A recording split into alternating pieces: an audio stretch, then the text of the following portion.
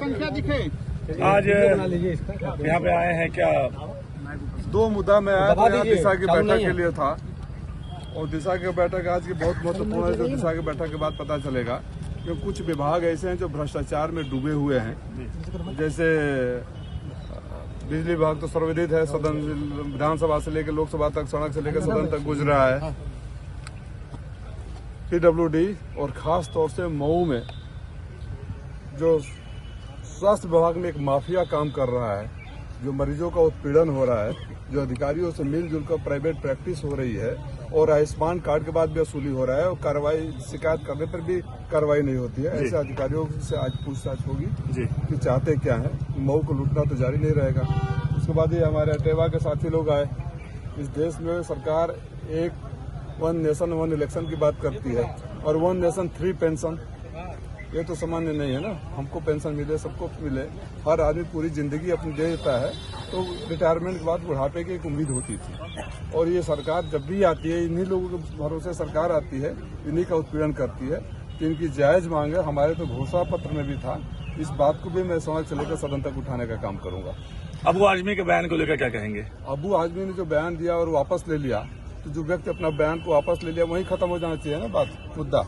लेकिन जिस सरकार के पास महंगाई पर, बेरोजगारी पर, अत्याचार पर, लूट पर, खसोट पर, माफियाओं पर, जो माफिया रील बना रहे थे महाकुंभ पर, उसके पास जवाब नहीं है, तो ध्यान भटकाने के लिए, मुद्दे भटकाने के लिए कुछ न कुछ खोजती रहेगी कि अभी कांग्रेस के प्रवक्ता ने क्या कह दिया, कभी किसी ने क्या कह दिया।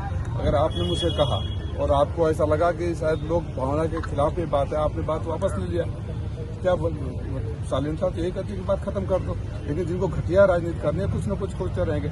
इतनी लाशों के बारे में बात क्यों नहीं की कुंभ में? इतने कुंभ के लाशों के बारे में क्या? जो लाशें गिरी थी गरीबों की, वो दब गई थी, जिसके लिए पैसे वसूली हो रहे थे, वो कम था। जो माफिया वहाँ रील बना रहे थे, उसके बारे में कार्रवाई कब करेंगे? और मुख्यमंत्री जी कार्रवाई करने की बात करते हैं। मैंने मुख्यमंत्री से कहता हूँ कि आधे से अधिक कैबिनेट पर कार्रवाई कर दीजिए, खत्म हो जाएगा। ADR की रिपोर्ट निकाल लीजिए, NCRB की रिपोर्ट निकाल लीजिए। सारे अपराधी वहाँ बैठे हुए हैं। और इन्वेस्टमेंट समिट का देखा है कि ED ने पकड़ा वहां से फर्जी इन्वेस्टमेंट समिट में। पहले इन्वेस्टमेंट समिट से बोलता आ रहा हूं कि ये सबसे बड़ा फर्जीवाड़ा है। और उत्तर प्रदेश सरकार जितना अपने आंकड़े दिखाती है, भारत सरकार के बजट से भी ज्यादा दिखा दिया। जमीन पर कुछ भी नहीं दिखता है। फर्जी लोगों की फर्जी सरकार की फर्जी बातें हैं। सांसद जी, क्या दिशा की बैठक में शिक्षा विभाग के भ्रष्टाचार का सवाल उठेगा? बिल्कुल उठेगा। BSA मऊ का भ्रष्टाचार का अड्डा बन गया पूरा। बिल्कुल उठेगा। आप लोग जो मुद्दा कहेंगे सबका उठेगा। सांसद जी, महिला जिला अस्पताल में कोई वाकया होता है तो उसके बाद CMS कहते हैं डॉक्टरों की कमी है, इस पर क्या कहेंगे? भाई मैं तो पहले ही बोला ना, ये तो यहाँ ये स्वास्थ्य विभाग में एक बहुत बड़ा माफिया काम कर रहा है, जो नीचे से लेकर ऊपर तक जुड़ा हुआ है। उनके में हम लोग खामोश रहने के लिए थोड़े जनता ने चुनकर भेजा है। अगर ऐतिहासिक मदों से राजीव राय को जनता ने आशीर्वाद दिया, तो राजीव राय को इतनी बड़ी जिम्मेदारी भी है।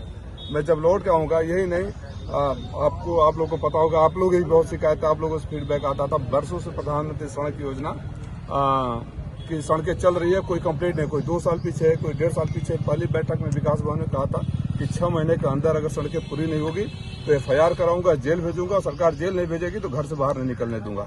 मुझे खुशी है कि पहली बार उनको लगा कि कोई प्रतिनिधि है, कह रहे हैं कि सारी सड़कें तैयार हैं। उन सारी सड़कों का भी लोकार्पण करूंगा। और पुनः इस बैठक के बाद, क्योंकि लेट हो रहा हूँ, विस्तृत वार्ता जो भी आप सवाल करेंगे। पीले गमछे वालों को पुलिस पीट रही है थाने में। अब बेचारे, उनका क्या दोष है? जो मंत्री जी भड़का भेजते हैं उनको, वो तो कल मैंने ट्वीट किया था, आप लोग अगर देखे होंगे तो मैंने बलिया पुलिस से कहा था जांच करके कार्रवाई, उसके बाद कार्रवाई शुरू हुआ, तो उसका भी श्रेय लेना चाहते हैं। पहले तो वो यही बोल रहा है ना प्रभारी कि मंत्री जी फोन किए तब भी कुछ नहीं हो रहा है, और राजीव राय के लिखने के बाद कार्रवाई होने लगी, तो बेचारा उसका भी श्रेय खुद ही लेना चाहता है। अबू आजमी के बयान के बाद मुख्यमंत्री योगी आदित्यनाथ का भी उस पर बयान आया है, आपको उसका बयान का जवाब दे दिया ना कि पहले ठीक करें उनको, जो उनके कैबिनेट में बैठे हैं, जो रील बनाने वाले हैं, जो प्रदेश को लूट रहे हैं। और अबू आजमी ने जो बयान दिया, बहुत सारे लोगों के पूर्व के दिए गए वक्तव्यों को कोट किया है। तो जब वो बोल रहे थे तब सरकार के क्या हाथों में दही जमा था? उनके ऊपर कार्रवाई क्यों नहीं हुई? होनी चाहिए ना। राजीव राय बोले तो सही और किंकर बोले तो गलत, ये तो नहीं हो सकता।